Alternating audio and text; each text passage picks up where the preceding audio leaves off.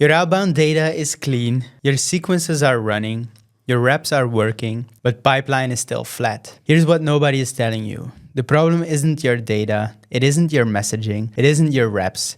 The problem is your timing. You are reaching the right people at the wrong moment. And in B2B outbound, wrong moment means deleted. Now, for those of you who don't know me, I'm Olivier Tytgat, founder and CEO of outboundcatalyst.com, a go-to-market engineering agency that helps some of the fastest growing software companies in the world generate more revenue. And we analyzed the go-to-market motions of 25 of the fastest growing B2B companies in the world: Anthropic, Rippling, Vanta, Mistral AI, 11 Labs, Coverflex. Every single company that broke through their pipeline ceiling did the same thing. They didn't send more emails. They didn't hire more SDRs. They didn't buy a better sequence tool. They fixed the infrastructure underneath the motion. And the most overlooked piece of that infrastructure, the one that compounds the most once you fix it, is signal intelligence. Knowing not just who to reach, but when.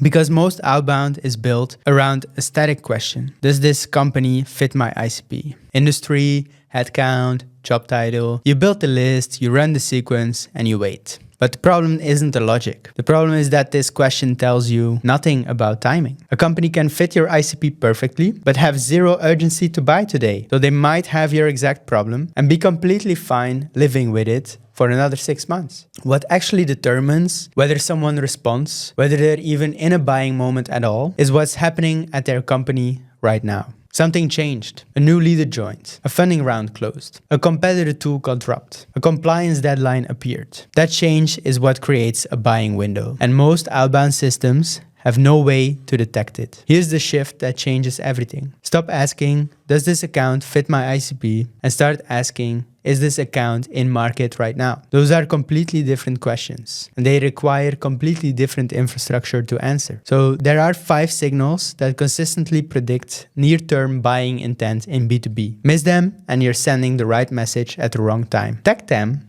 and you're arriving exactly when the window opens. Signal 1, leadership changes. This is the highest conversion signal in B2B outbound. When a new VP of customer experience, head of revenue operations, or CTO joins a company, they spend their first 90 days evaluating every tool the previous leader chose. They have a mandate to change things, they have budget authority, and they haven't settled into the status quo yet. That's a decision window that opens automatically and closes fast. It's something we used across clients to book 6 ISP fit meetings in the first 2 weeks, which then converted into opportunities. Not because the email was better written, but because the timing was right. The window is real. It's 30 to 90 days. Most of your competitors have no idea it's open. Signal 2, competitive dissatisfaction. Right now, somewhere on Reddit, on G2, or on LinkedIn, someone at a company in your ICP is complaining about their current tool. They're not cold, they're not unaware of the problem. They're already convinced a change is needed. They just haven't found the right next conversation yet. So monitoring for competitive dissatisfaction across review sites, forums,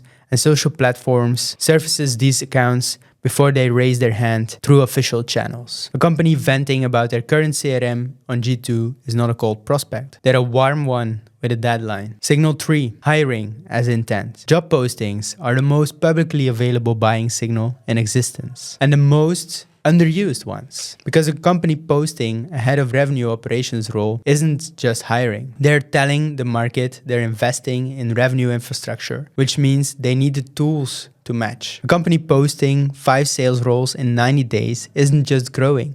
They're building capacity that requires support. Different signal, different message, different conversion rates. The keyword layer matters too, because a job posting that mentions Clay or signal-based outbound or GTM infrastructure is evidence of a specific active build-out, not a general growth signal. That's a buying window, not a headcount decision. Signal 4, funding and growth events. A Series A or B close triggers a predictable expansion of tooling budget. The window between announcement and budget allocation is typically 60 to 90 days. Companies that reach out in that window with a message tied to the growth event convert at dramatically higher rates than cold list outreach. A company that just raised a Series B has cash, urgency, and a mandate to scale. They're not evaluating whether they need better infrastructure, they're deciding who builds it. So be in that conversation or don't be in it at all. Signal 5, competitive displacement. Technology stack changes are detectable. A company moving off of Intercom, evaluating away from Salesforce Service Cloud, dropping a legacy CRM. These companies are in active displacement mode. They're not a cold prospect, they're a warm one with a timeline. And they are almost certainly talking to your competitors right now. So the question is whether you know the window is open. Now, here's why most GTM teams miss all 5 of these. 3 reasons. Data fragmentation. Signal data lives across dozens of sources. LinkedIn, Reddit, G2, BuiltWith, job boards, press releases, funding databases. No single vendor covers all of them. Most teams don't have the infrastructure to aggregate, normalize, and score across all 5 signal categories at once. And speed mismatch. The signal fires, the binding window is 2 to 4 weeks for most triggers. If detection feeds into a weekly ops review that feeds into a monthly campaign build, the window is already closed before the first email goes out. Signal intelligence without signal speed execution is useless. Wrong ICP layer. Most teams filter by firmographics first, then try to add signals on top. That's backwards. Signals should be the primary filter. Firmographics are the qualification layer. You don't start with who fits our ICP, you start with who's in market right now and happens to fit our ICP. So here's what a signal intelligence layer actually looks like in practice. 3 components. Component 1, a signal library. A curated library of signal types mapped to buying stages and ICP verticals. Not all signals are equal. Funding announcement from a 5-person startup is noise. A Series B from a 200-person SaaS company in your ICP is a T1 trigger, tier 1. The library defines which signals matter, in what context, at what threshold. Component 2, a TAM monitoring engine. Continuous monitoring of your full target account universe. Not a static list, not a weekly export, but a living signal layer that watches every account you care about every day and surfaces the right ones that have moved into an in-market state. This is the engine we built for our own GTM across 420 target SaaS companies. Funding, hiring, job changes, news, all routed to Slack, scored and prioritized before a human touches it. Component 3, signal to sequence routing. When a signal fires, the right action happens automatically. A tier 1 signal generates an account brief and routes a task to the AE. A tier 2 signal enrolls the account in the appropriate sequence with a message that references what we know. And a tier 3 signal triggers a fully automated multi-touch sequence, no human decision required until a reply comes in. Here's what this produces in practice. Vanta, monitoring 4 simultaneous signals across SOC 2 certs, website compliance changes, funding, and CISO hiring. 80% enrichment coverage and a signal-based pipeline. CoverFlex, intent monitoring across 3 million companies, 200 plus monthly demos from automated outreach. Terrapin, signal-based ICP redefinition beyond firmographics. 90% lower prospect acquisition costs plus 19% revenue per rep increase.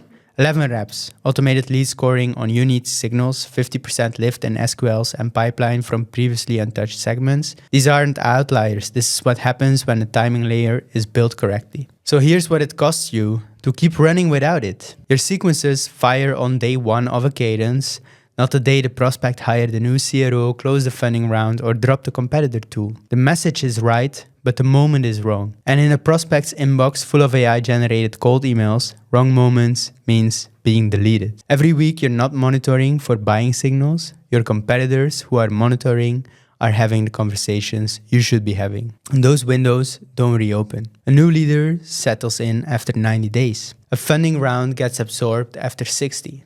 A competitor gets replaced and a decision gets made. So the compounding effect runs against you every quarter you wait. Most B2B companies don't have an outbound problem. They have a precision infrastructure problem.